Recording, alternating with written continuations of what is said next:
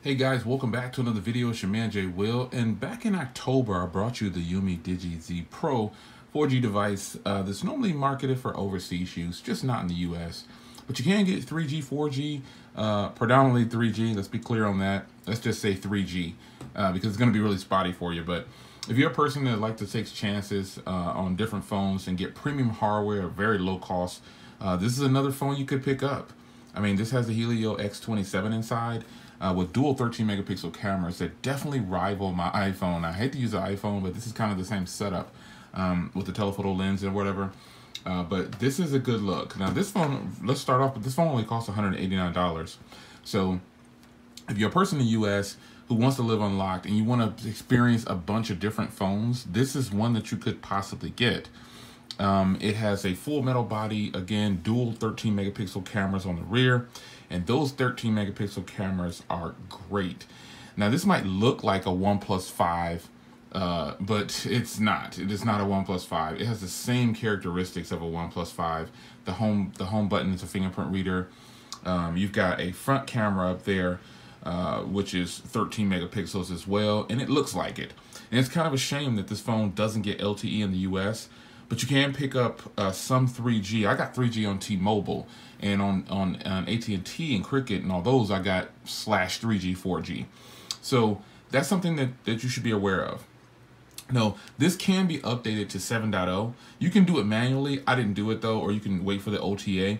I just didn't do it. I didn't want to bother with it. But I got to tell you, I like this phone. It's actually pretty good. It's unfortunate though that it doesn't get LTE. Did I say that? Because this is a nice premium device. It feels fantastic. It feels like the iPhone 7 Plus, if you will, if not better. And it looks like the OnePlus 5. I mean, you've got a 5.5-inch 1080p display. You've got 32 gigs onboard storage, 4 gigs of RAM. And it's got a Deca core, which is the Helio X27, and I haven't had any problems with this processor. Trust me, I've used it. I just haven't had any issues with it, and it's just a good phone. So I wanted to bring you a follow-up on it and let you know. Now, it doesn't go without flaws. There's always going to be something about a phone that I don't like. But the good things first. Again, great hardware. Software can be updated. It does have flash on the front too. You can't see it, but there's an LED flash on the front to go with that 13 megapixel camera. The front camera does exactly as the rear with the zoom. It's amazing how this works.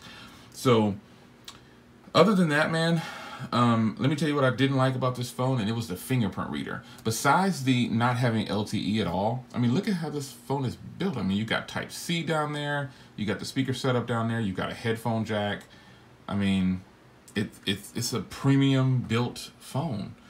And the cameras, again, I stress, are extremely good. And at 189 bucks, I could live with this if I just had to. You know, I think if I lived in the US and I just didn't have a lot of funds to buy all the higher end phones, I would actually search for the models like these phones that don't have, I mean, that are kind of like, I don't want to say knockoff, but they look like the premium flagships that we can buy in the US, because I could save tons of money. Hundreds of dollars, you know what I mean? So with that being said, what didn't I like about this phone? The fingerprint reader. So I set this fingerprint reader up on multiple occasions, and it just did not work. It took 100 tries. So let's see, if you're gonna ask me how often it worked about 2 out of 10 tries. So 20% of the time, or maybe less than 20% of the time. Yeah, that's less, my bad. Yeah. Don't make me think about it. So out of 10 tries, it worked twice. So that's pretty bad. So I just disabled it. I turned the fingerprint reader off and just started using a pen. But the speaker is really nice. So I don't have any complaints at this point. How'd you get over there? I don't have any complaints at this point. It's like having a OnePlus 5 at a much lower cost, and you can hide the navigation keys there. So go into the settings here. You can go to buttons here, and it gives you the layout here of what you can do. You can change these. You can have the virtual buttons. You can turn them off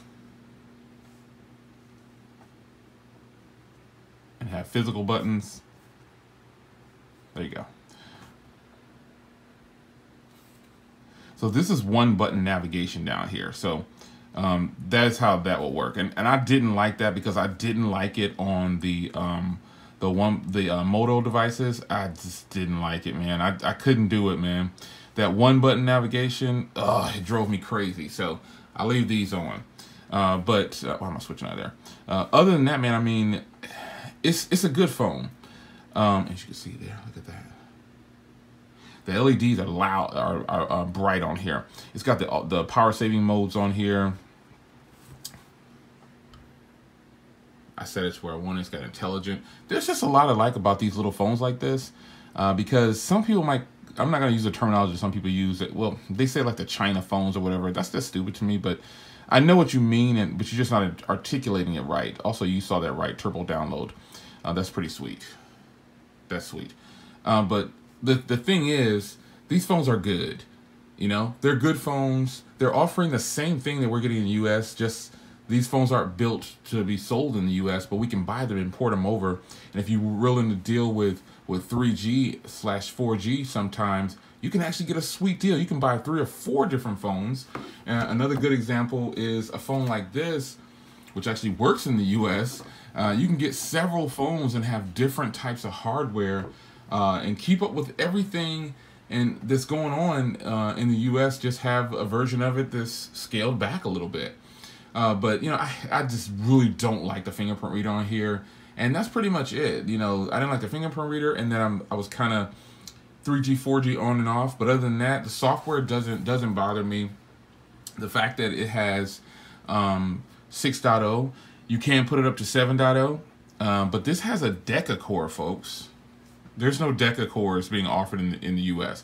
The Helio line, this is the Helio X27 Deca core. It's really good, man. I don't have any complaints. It runs smooth. I didn't have not one crash when using this phone. So, quick update on the UMiDIGI Z Pro. It actually is a Pro, man. What do you think about those cameras, though? Man, I'll see you in the next video. Take care.